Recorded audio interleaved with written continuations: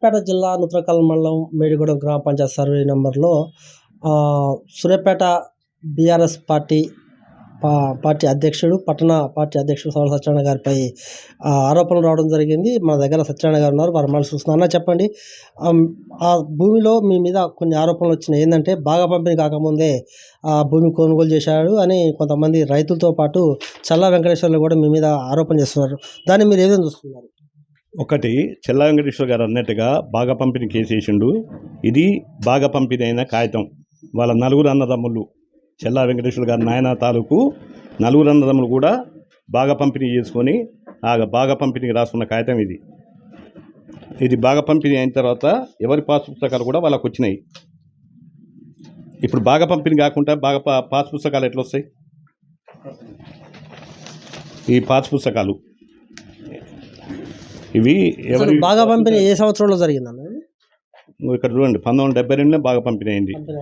1972 బాగా పంపిణీ అయింది. బాగా పంపిణీ అయిన తర్వాత ఈ నలుగురు అన్నంలో కూడా ఎవరి వాటా ప్రకారంగా వాళ్ళకి పాస్ పుస్తకాలు కూడా వచ్చినాయి.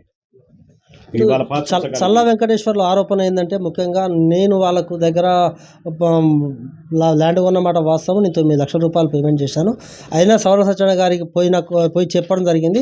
అయినా కూడా అధికారాన్ని అడ్డం పెట్టుకొని మళ్ళీ అటు భూమిని ఖరీదు చేశాడు అని ఆరోపిస్తున్నారు. దాన్ని ఏం చూస్తున్నారు? ఒకటి, ఈ రోజు వరకు సవరాల సత్యనారాయణ అనే వ్యక్తి ఎలాంటి అవినీతికి కానీ, ఎలాంటి మోసానికి కానీ, ఎలాంటి దౌర్జన్యానికి కానీ ఎక్కడన్నా పోయినట్టుంటే నేను దేనికైనా సిద్ధం. ఇదే మేడిగూడ ఈ జాగలో మేము కొంతమంది కలిసి ఈ జాగ తీసుకోవడం జరిగింది. ఈ జాగ నేను వారం రోజుల కింద వరకు పోయి చూసేంత వరకు కూడా నాకు అంతమంది ఆ జాగను కూడా చూడలేదు.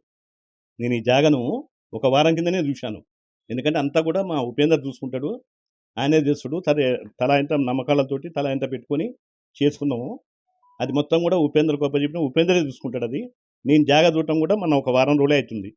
సర్వే నెంబర్ 9లో 6 ఎకరాల చిల్లరటువంటి భూమిలో 3 ఎకరాలు మాత్రం ఒక గౌడ కులస్తునికి ఉంది. మిగతా 3 ఎకరాలు కూడా కబ్జా చేశారనే ఒక ఆరోపణ బలంగా అనిపిస్తుంది. ఒక్కటి, నేను ఏదున్నా కానీ నేను పట్టాపూర్వకంగా ఉన్నాము. నాకు 9వ సర్వే నెంబర్లో జాగే లేదు. 9వ సర్వే నెంబర్లో నాకు జాగే లేదు. 9వ ఇది నేను ఉన్న జాగా 18 ఎకరాల 31 గుంట. నేను సర్వే నెంబరు 11, 12, 13, 15లో వీటిల్ని నేను జాగ ఉన్నా. 9వ నెంబర్ సర్వే నెంబర్లో నాకు జాగే లేదు. 9వ నెంబర్ సర్వే నెంబర్లో నేను ఎక్కడైనా ఒక గజం వేరే వాళ్ళ భూమి తీసుకుని కానీ నేను ఏం చేయను. నేను అమ్మటానికే తీసుకున్నా. నేను కౌలు చేయడానికి లేకపోతే నేను వ్యవసాయం చేయడానికి తీసుకోలే. నేను పక్క భూమి కలుపుకుంటా. నాకున్న పట్టా వరకే రిజిస్ట్రేషన్ అయితే కానీ ఎక్స్ట్రా ఉంటే రిజిస్ట్రేషన్ అయిద్దా? కొన్నోడు రిజిస్ట్రేషన్ డబ్బులు ఇస్తాడా? భూమి ఉండి పట్టా లేకపోతే డబ్బులు ఇస్తారా ఎవరైనా? అంతేకాకుండా మీ మీద బలమైన ఆరోపణలు ఏంటంటే, అతను ప్రభుత్వ భూమి కొంత మాత్రం రౌడీలు తీసుకొచ్చి దౌర్జన్యంగా వాళ్ళకు మందు మద్యం పోసి నా మీద దౌర్జన్యం చేసి నన్ను భూమిలో రానిళ్ళ పెద్ద ఆరోపణ ఉంది. దాన్ని మీరు ఏదో చూస్తున్నారు? ఇవన్నీ అబద్ధాలండి. కావాలని చెప్పి ఏదో ఒకటి మాట్లాడాలి, ఏదో ఒక మాట మాట్లాడాలనే ఉద్దేశం తప్పించి నేను ఇంతవరకు జాకాడికి పోయినప్పుడు నేను ఎక్కడికి పోయినా అక్కడ నేను పోయినట్టు ఎవరితోడని అనిపి నన్ను ఎవరైనా గుర్తుపడతారు అక్కడ? నేను ఆ జాకాడికే పోలేదు ఇంతవరకు. ఒక వారం కింద నేను ఒక రోజు పోయి వచ్చాను చూసేందుకు. ఇది నేను సర్వే చేయించి నేను కొనేటప్పుడు కూడా సర్వే చేయించే తీసుకున్నాను. నేను నా దాంట్లో ఒక్క గజం పొరంబ భూమి ఉన్నా నాకు అవసరం లేదు. అటువంటి పని మేము చేయం. అది నువ్వు ₹1,00,000 ఇచ్చి గుంట తీసుకోమన్నా కానీ నేను తీసుకోను.